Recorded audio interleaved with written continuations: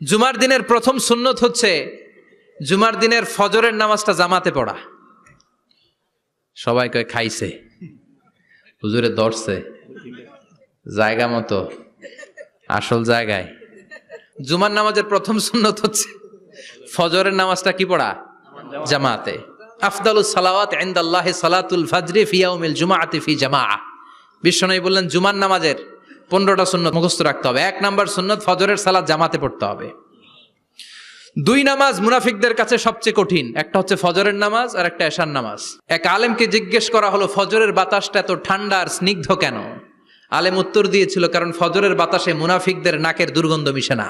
ফজরের বাতাসটা স্নিগ্ধ, ফজরের সময় আল্লাহওয়ালাদের আনাগোনা, মুসল্লিদের আনাগোনা, ইসলামের পক্ষের শক্তির আনাগোনা। চিল্লায় বলেন ঠিক কিনা?